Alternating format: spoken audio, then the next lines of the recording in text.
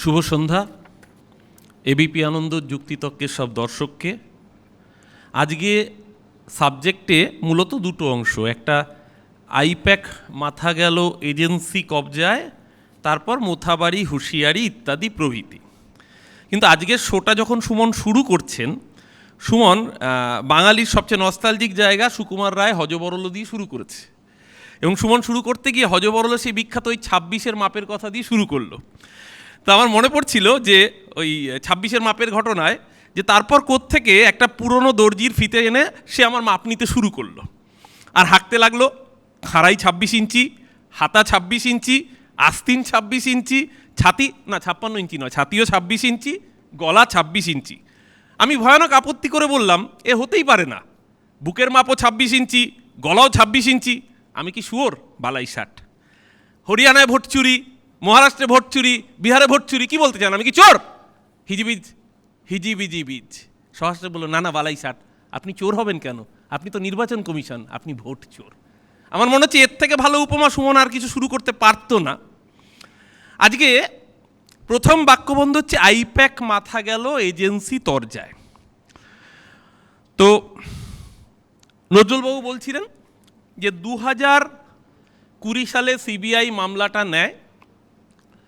মামলাটা যেহেতু economic offence, সেখানে ইডি আসে, তারপরে 22 নাগাদ ইডি মামলাটা টেক ওভার করে। ভাবুন 2022, 23, 24, 25, 26-এর ভোটের ঠিক আগে আগে ইডির মনে হলো যে তাহলে আইপ্যাক কয়লা দুর্নীতিতে অভিযুক্ত আছে, তার মানে আইপ্যাককে গ্রেপ্তার করতে হবে বা রেড করতে হবে। আমি সুমনের কথা শুনতে শুনতে চমকে উঠছিলাম। সুমন অভিষেক বন্দ্যোপাধ্যায়কে কোট করলেন যে ডিজিটাল যোদ্ধা কনক্লেভে, আমি নিজে সেই কনক্লেভে উপস্থিত ছিলাম, যে অভিষেক বন্দ্যোপাধ্যায় বলেছেন যে শুধুমাত্র কলকাতার ডিরেক্টর কেন, আরও তো ডিরেক্টর রয়েছে। মানে অভিষেক বন্দ্যোপাধ্যায় যে ইডি চালান, এইটা আমি জানতেই পারতাম না যে অভিষেক ব্যানার্জির কথা শুনে তাহলে কি ইডি রেড করলো। মানে আমার এই প্রশ্নটা থাকলো। তো যাই হোক, সেই প্রশ্ন আমি আসছি না এখন। তো 2026-এ আইপ্যাকের একজন ডিরেক্টরকে গ্রেপ্তার করা হচ্ছে কখন? ঠিক ভোটের মুখে মুখে। এবং ন্যারেটিভ, এই যে একটু আগে আমার পূর্ববর্তী বক্তা বলছিলেন যে অমুকের জন্য তাকে জেরা করা উচিত, তমুকের জন্য জেরা করা উচিত ইত্যাদি প্রভৃতি। তো আমি আজকে দেখছিলাম যে এখানে দেখুন, দর্শকদের মধ্যে যেরকম মতের অমিল থাকে, বক্তাদের মধ্যেও পক্ষ বিপক্ষ ভাগ থাকে। কিন্তু আজকে যদি এই প্যানেলে ভোটাভুটি হয়, একটা চ্যানেল একটা সিম্বলে একেবারে মেজরিটি, সিঙ্গেল মেজরিটি। এখানে যতজন প্যানেলিস্ট আছে ইনক্লুডিং সুমন দে, সবাই চশমার চিহ্নে ভোট দেবেন, কারণ সবার চোখে চশমা রয়েছে। তো আমি নজরুলবাবুর চশমাটা কোন পার্টিকুলার দোকানের বা কোন পার্টিকুলার ব্র্যান্ডের আমার জানতে ইচ্ছে করছে। যেই চশমায় শুধুমাত্র একটা চোখেই পাওয়ার থাকে, অন্য চোখের পাওয়ারটা চলে যায়। আমার খুব জানতে ইচ্ছে করছে এই কারণে, তার কারণ নজরুলবাবুর অনুপ মাঝির কথা মনে হলো।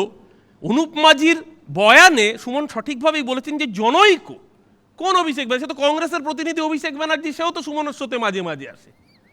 তো ইডির যদি এত হিম্মত থাকে, কোন পার্টিকুলার অভিষেক ব্যানার্জি সেই নামটা করতে পারছে না কেন? কিন্তু আমরা তো দেখেছি, কেন নজরুলবাবুর চশমাটা সম্পর্কে আমার জানার ইচ্ছে, আমরা তো দেখেছি যে সারদার কথা এইখানেই আজকে আলোচনায় উঠল। সেই সারদার প্রাইম অ্যাকিউজ সুদীপ্ত সেন, সে হলফনামা দিয়ে জানিয়েছে যে কোন শুভেন্দু অধিকারী তাকে টাকা দিতে বাধ্য করেছে। কোন শুভেন্দু অধিকারী সারদায়, এই কন্টাইয়ে সারদা এনক্লেভ তৈরি করতে, যেই জায়গায় G+4 বাইরে কোস্টাল রেগুলেশন একটা বিল্ডিং প্ল্যান হওয়ারই ক্ষমতা নেই, সেইখানে কারা এইরকম অট্টালিকা বানানোর জন্য চেকে আর ড্রাফটে টাকা দিয়েছিল, কারা সারদার অফিসে গিয়ে টাকা আনতো, সেই হলফনামা তো খোদ সারদা কর্তা দিয়েছেন। তো নজরুলবাবু চশমাটার প্রতি আমার বিশেষ আকর্ষণ হল যে চশমায় শুধু অনুপ মাঝির বক্তব্য দেখা যায়, বাকিদের বক্তব্যগুলো দেখা যায় না। আমি আজকের এখানে বিরোধীদের মধ্যে থেকে প্রথম বলতে উঠেছিল দেবজিৎ। তো দেবজিতের কথা শুনতে শুনতে আমার ভালোই লাগছিল, আমাদের বিরোধী এবং আজকে বিজেপির অন্যতম প্রধান মুখপাত্র। দেবজিৎ বলছে যে আগে না জানলে, মমতা ব্যানার্জি বলেছিলেন আগে জানলে চোরদের আমি টিকিট দিতাম না। দেবজিতের বুকটা বোধহয় এখন একটু চিনচিন করে। যাদের কথা বলেছিলেন মমতা ব্যানার্জি আপনি মিন করছেন, তার প্রধান নাম তো শুভেন্দু অধিকারী। এখনো কি বিজেপির আদি নব্যের দ্বন্দ্ব মেটেনি? আমার জানার ইচ্ছে রইল, কৌতূহল রইল, কারণ আপনি যেভাবে ব্যাপারটাকে খুঁচিয়ে তুললেন, আমার তো মনে হলো আবার বিজেপির ওই আদি নব্যের গোয়াল ঘরে গুতোগুতি শুরু হয়ে গিয়েছে। উনি বলছেন কেরালা আর তামিলনাড়ুতেও এসআইআর হচ্ছে, এটা একটা ক্লিশে হয়ে যাওয়ার লজিক। হ্যাঁ, কেরালা তামিলনাড়ুতে এসআইআর হচ্ছে, তাতে এত হইসই রই রই হয়নি, কারণ একটা সুনির্দিষ্ট কারণ রয়েছে। কেরালা আর তামিলনাড়ুতে যখন এসআইআর হচ্ছে, মাথায় রাখতে হবে বিজেপি কেরালা আর তামিলনাড়ু দুটো রাজ্যেই প্রান্তিক শক্তি, প্রধান বিরোধী মুখ বা প্রধান শক্তি নয়। কেরালায় লড়াই কংগ্রেসের সাথে সিপিএমের, ইউডিএফের সাথে এলডিএফের, সেখানে সিপিএম ছাগলের তৃতীয়, এই বিজেপি ছাগলের তৃতীয় সন্তান কার্যত। আর তামিলনাড়ুতে স্ট্যালিনের পার্টির সাথে এআইএডিএমকের লড়াই হচ্ছে, সেখানে বিজেপি সহযোগী মাত্র, বিজেপি মূল ফোর্স নয়। তাই যে রাজ্য ওরা জানে যে এসআইআর এর নাম করে যদি বৈধ ভোটারকে বাদ দেওয়া যায় তাহলে রাজ্যের ক্ষমতা দখলে সুবিধা হবে, তাই খুব স্বাভাবিকভাবে এই রাজ্যে দাঁতনক বের করে নামবে। অন্য কোনো রাজ্যে এইরকম আন্ডার অ্যাডজুডিকেশন হয়ে নাম ডিলিট হয়েছে নাকি? দেবজিৎ তারপরে কথাগুলো এত মিষ্টি বললো, আমার ভারী ভালো লাগছিল শুনতে শুনতে। ঠিক এই একই কথা আমরা 2018-তেও শুনেছি। তো ক্ষমতায় এলে, ত্রিপুরায় শুনেছিলাম, ক্ষমতায় এলে ডিএ দিয়ে দেবো, কোনো ডিএ বাকি থাকবে না। সরকারি কর্মচারীরা চেয়ার থেকে পড়ে যাবে শুনলে। সরকারি কর্মচারীরা বলবে, আরে আগে সেই 2014-তে 15 লাখ দিয়েছেন মশাই, ও 15 লাখ এখনো খরচই করে উঠতে পারিনি, আবার ব্যাংকে এত টাকা জমে যাবে ডিএ দিলে। ব্যাংকে বেশি টাকা রাখলে তো মুশকিল, নীরব মোদি মারবে না মেহুল চোকসি মারবে বুঝতে পারছি না। তার থেকে বাবা দরকার নেই, বিজেপি যখন ডিএ দেওয়ার প্রতিশ্রুতি দেবে তখন একটু চুপে তাপে থাকা ভালো। কারণ 7th পে কমিশন কি হতে পারে ত্রিপুরা সরকারি কর্মচারীরা আজও বুঝছেন। উল্টে 10,323 জন শিক্ষকের চাকরি নিয়ে আন্দোলন করে যে বিজেপি ক্ষমতা এসেছিল, এসে একজনকেও শিক্ষকের চাকরি দিতে পারেনি। কাউকে দারোয়ানের চাকরি দিয়েছে, তাও চাকরি চলে গিয়েছিল, সুপ্রিম কোর্টে গিয়ে হাতে পায়ে ধরে কাউকে দারোয়ানের চাকরি, কাউকে মালিক চাকরি, শিক্ষকদের দিয়ে এই কাজ করিয়েছে। মুশকিলটা হচ্ছে যে এখানে আমরা তৃণমূলের দুজন রয়েছি, বাকি সকলের অভিমুখ খুব স্বাভাবিকভাবেই রাজ্যের শাসক দল হিসেবে আমাদের বিরুদ্ধে থাকবে। এখানে অফিসিয়ালি বামেদের প্রতিনিধি নেই, কিন্তু বাদশাহ বাম মনস্ক, আমি বাদশার অভিনয়ের ভক্ত, কিন্তু বাদশার বক্তব্যে কার্যত পার্টি বক্তব্যের রিফ্লেকশন উঠে আসবে, সেটাই স্বাভাবিক এবং কার্যক্ষেত্রে তাই হয়েছে। আমি জানি না শামীম সেদিনকে বিকাশবাবুর নমিনেশন জমা দেওয়ার সময় সোচ্চারে গিয়েছে, এখানে অবশ্য সিপিএমের প্রতিনিধি হিসেবে নয়, এখানে আইনজীবী হিসেবে সম্ভবত এসছে, আমি জানি না, আমার ভুল হতে পারে। তো বাদশাহ বলছিলেন প্রোডাক্ট মার্কেটিংয়ের কথা। আমার বাদশাহ যখন বলছিলেন, আমি বাদশার বক্তব্যেরও খুব ভক্ত, শুধু অভিনয়ের ভক্ত বললে ভুল হবে, আমি বাদশার বক্তব্যেরও ভক্ত। বাদশাহ যখন বলছেন প্রোডাক্ট মার্কেটিং হবে, আমার বাদশাহ বিশ্বাস করুন 2019 সাল এপ্রিল মাসে যে কটা ফেজে লোকসভা নির্বাচন হয়েছিল, গণশক্তির সেই দিনের প্রথম পাতাটা খুলে দেখবেন নরেন্দ্র মোদীর পাতাজোড়া বিজ্ঞাপন ছিল। গণশক্তি হতেই পারে তিনি একটি পেপার, তারা পেপারের রুলস অনুযায়ী বিজ্ঞাপন নেবে, সব ঠিক আছে। এই যে আপনি বললেন না নীতি, প্রিন্সিপাল ইত্যাদি প্রভৃতি, এই প্রোডাক্ট মার্কেটিং যখন গণশক্তি বিজেপির বিজ্ঞাপন নেবে বা কেন্দ্রের বিজ্ঞাপন নেবে, প্রোডাক্ট মার্কেটিং করতেই পারে, কিন্তু ওই নীতি ইত্যাদি প্রভৃতি, আমি তো পার্টির মুখপত্র, সেই জায়গায় দাঁড়িয়ে পাতাজোড়া বিজ্ঞাপন নিতে পারি। বাদশাহ আরও একটা কথা বললেন, বাদশাহ বললেন ইলেকটোরাল বন্ড একটা দুর্নীতি। হ্যাঁ ঠিকই তো, ইলেকটোরাল বন্ডে অনৈতিক কাজ হয়েছে, সুপ্রিম কোর্ট বলেছে। উনি বললেন যে সিপিএমের আইনজীবী, মূল যে লড়াইটা লড়েছিলেন তিনি প্রশান্ত ভূষণ, তিনি সিপিএমের আইনজীবী ছিলেন না। আর সাথে সিপিএমের কেউ মামলাটা আরও পার্টিসিপেট করে থাকতে পারেন, কিন্তু মামলাটা লড়েছিলেন প্রশান্ত ভূষণ। তো উনি বললেন যে ইলেকটোরাল বন্ডে সবচেয়ে বেশি টাকা বিজেপি নয় নিয়েছে, বিজেপি তৃণমূল টাকা নিয়েছে। ইলেকটোরাল বন্ড তো সরকার নির্দিষ্ট করেছিল, একটা সরকারি প্রথা মেনে একটা দল, তারা সেই প্রক্রিয়া, বাকি সব দল অংশগ্রহণ করেছে। আপনি বলবেন সিপিএম করেনি, না সিপিএম ইলেকটোরাল বন্ড না, সিপিএম হচ্ছে জেমস বন্ড। সিপিএম ছোটোখাটো বন্ডে চলে না। যে কর্পোরেশন সারা ভারতবর্ষের সবচেয়ে বেশি রাজনৈতিক দলগুলোকে চাঁদা দেয়, তার মধ্যে অন্যতম হচ্ছে লটারি কিং সান্তিয়াগো মার্টিন। এই সান্তিয়াগো মার্টিন সম্পর্কে আমি বলছি না বাচ্চা, আপনি যে মনস্কে বিশ্বাস করেন, যে তত্ত্বে বিশ্বাস করেন, তাদের নেতা আপনার পূর্বতর মুখ্যমন্ত্রী কেরালার V S Achuthanandan. In 2007 a political scandal broke out in Kerala state when then the communist chief minister V.S. Achyutanandan spoke out against his party's newspaper accepting a donation of crores from Mr. Martin. The party finally accused, and at the time Mr. Achyutanandan had launched a crackdown on illegal lotteries in the state. আমরা বলছি না, বিবিসির article আমি চাইলে আপনাকে WhatsApp করেছি, আপনি Google করলে পেয়ে যাবেন আজকালকার দিনে। আমরা বলছি যে ইলেকটোরাল বন্ড আপনি বলতেই পারেন ভালো বা খারাপ, সুপ্রিম কোর্ট রায় দিয়েছে। একটা পদ্ধতি যেটা দেশের সরকার বলে দিয়েছিল, সেই পদ্ধতি অনুযায়ী সব দল আবেদন করেছে, কংগ্রেস টাকা পেয়েছে বিজ্ঞাপন বরাদ্দ বাবদ, কর্পোরেট বরাদ্দ বাবদ তৃণমূল পেয়েছে, ডিএমকে, এডিএমকে, এসপি, বিএসপি, আরজেডি সবাই পেয়েছে কর্পোরেট বন্ড সেই জায়গা থেকে। হ্যাঁ, বিজেপি তার বিনিময়ে চান্দাদো ধান্দালো এই এক্সাম্পলটা সারা ভারতবর্ষে সেট করেছে, আমি আপনার সাথে একমত।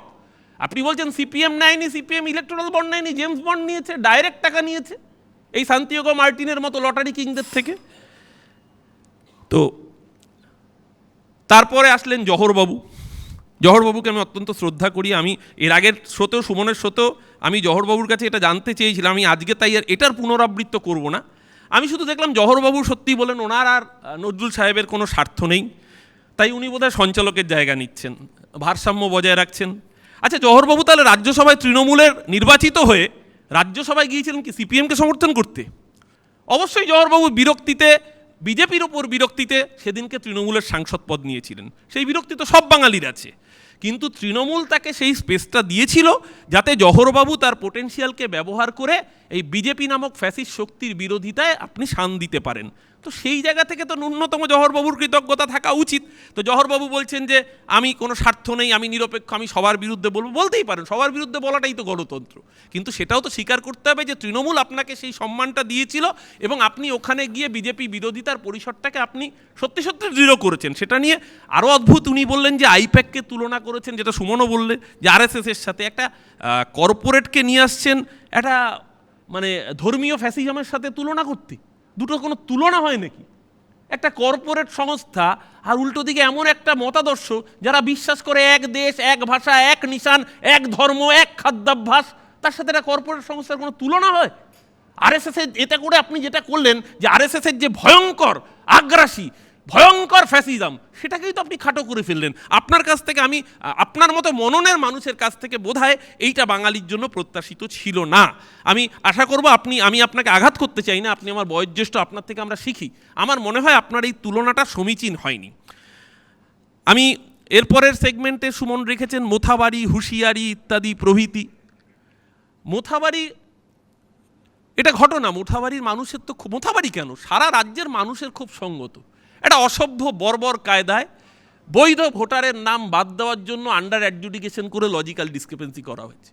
যখন এই কমিশন বসানো হচ্ছে, স্পেশাল কমিশন, আমরা দেখেছি টিএস শিবগানাম বাড়িতে পর্যন্ত এজলাস বসিয়ে এই ফারাক্কার কংগ্রেস প্রার্থী ক্লিয়ার করেছেন সাথে সাথে। আরে যে মানুষের পাসপোর্ট রয়েছে তার নাম আন্ডার অ্যাডজুডিকেশন করে ডিলিট করে দিয়েছে, বিচারপতির নাম আন্ডার অ্যাডজুডিকেশন করে ডিলিট করে দিয়েছে। কিন্তু মোথাবাড়ির ক্ষোভের যে বহিঃপ্রকাশ, সেই বহিঃপ্রকাশ কোনো ভদ্র সমাজে হতে পারে না, এটা সকলকে বুঝতে হবে। যে বিচারকরা গেছেন তাদেরও পরিবার আছে, তাদের কোনো অপরাধ নেই, তাদের মধ্যরাত অবধি আটকে রাখা যায় না।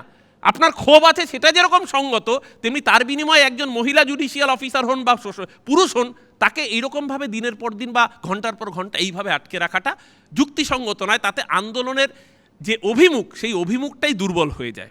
এবং আজকে ধন্যবাদ মহামান্য সুপ্রিম কোর্টকে, এই চোর নির্বাচন কমিশন, এরা বলেছিল ভোটার লিস্ট ফ্রিজ হয়ে গেছে, আর কোনোভাবে নাম উঠবে না। কেন? এই যে 27 লক্ষ মানুষের নাম বাদ, এরা যাতে ভোট দিতে না পারে তার জন্য বেছে বেছে ডিস্ট্রিক্ট বেছে বেছে, যেখানে সংখ্যালঘু মানুষের পার্সেন্টেজ বেশি, সেই ডিস্ট্রিক্ট বেছে বেছে নাম বাদ দেওয়া হয়েছে। সুমন আগের দিন ঘণ্টাখানেকে পরিসংখ্যান দিয়ে দেখিয়েছে যে কিভাবে মালদা, মুর্শিদাবাদ, উত্তর 24 পরগনা, দক্ষিণ 24 পরগনা, পূর্ব মেদিনীপুর এবং উত্তর দিনাজপুর, এই 6টা জেলা থেকে, আমি সুমনের সাথে নিজেও বলেছি 60 লক্ষের মধ্যে 40 লক্ষ শুধু এই 6টা জেলা থেকে হয়েছে। এবং যে 27 লক্ষ বাদ গেছে, প্রপোর্শন করলে দেখা যাবে সবচেয়ে বেশি নাম এই জায়গাগুলো থেকে, যেখান থেকে সংখ্যালঘু অধ্যুষিত মানুষের নাম বেশি। আজ সুপ্রিম কোর্ট তারা বলেছেন যে ফার্স্ট ফেজের ইলেকশন 23 তারিখ, তার দুদিন আগে পর্যন্ত, অর্থাৎ 21 তারিখ পর্যন্ত সাপ্লিমেন্টারি নাম তোলা যাবে। মানুষের একটা আশা তারা রেখা দেখতে পেয়েছেন। আবার 29 তারিখের নির্বাচনেরও দুদিন আগে পর্যন্ত এই ভোট চোরেরা ভোট চুরি করে, বৈধ মানুষকে বেনাগরিক করে, বাংলার মানুষের ভোটাধিকার কেড়ে বিজেপির তাবেদারি করতে চেয়েছিল। ওরা জানে মানুষের ভোটে ওরা নির্বাচিত হতে পারবে না, তাই ভোট চুরি করা ছাড়া আর ওদের কোনো অস্ত্র নেই। আমি তাই সুমন বক্তব্যের শুরুতে যেটা বলেছিল ওই হিজিবিজে বীজের ভাষায়, আমি সেই ভাষা ধার করে বলতে চাই যে আস্তিন 26, বুক 26, পেট 26, আমি কি শুয়োর? না, আমরা কেউ শুয়োর, বা একসময় যারা বলতো পার্লামেন্ট হলো শুয়োরের খোয়ার, আমি কোনো দিকেই যেতে চাই না। আমরা শুয়োরও হতে চাই না, শুয়োরের খোয়ারও বলতে চাই না। আমরা চাই নির্বাচন কমিশন যেন নির্যাতন কমিশন না হয়, নির্বাচন কমিশন যেন কৃতদাস কমিশন না হয়। তারা যেন সত্যিকারের নির্বাচন কমিশনারের ভূমিকা পালন করে, যেই ভূমিকা একসময় জওহরবাবুরা যখন দায়িত্বে ছিলেন সঠিকভাবে পালন করেছিলেন। মাথাটা উঁচু হয়ে যেত যখন সুকুমার সেনের মতো মানুষ ভারতবর্ষের প্রথম নির্বাচন কমিশনারের ভূমিকা পালন করেছেন। আর তারপর দেখতে হয় যখন একটা মানুষ, যার নাম গোটা দেশের মানুষ করে দিয়েছে ভ্যানিশ কুমার, নির্বাচন কমিশন নামক সাংবিধানিক পদ তার লজ্জা ছাড়া আর কিছু থাকে না। তাই ভোট চোরেদের ভোট চোরই বলবে বাংলা। 4ই মে বঙ্গোপসাগরে ওই ভোট চোর আর ভোট চোরের মালিক বিজেপি দুজনকেই নিক্ষিপ্ত করবে। ভালো থাকবেন, শুভ সন্ধ্যা। এবিপি আনন্দ, এগিয়ে থাকে, এগিয়ে রাখে।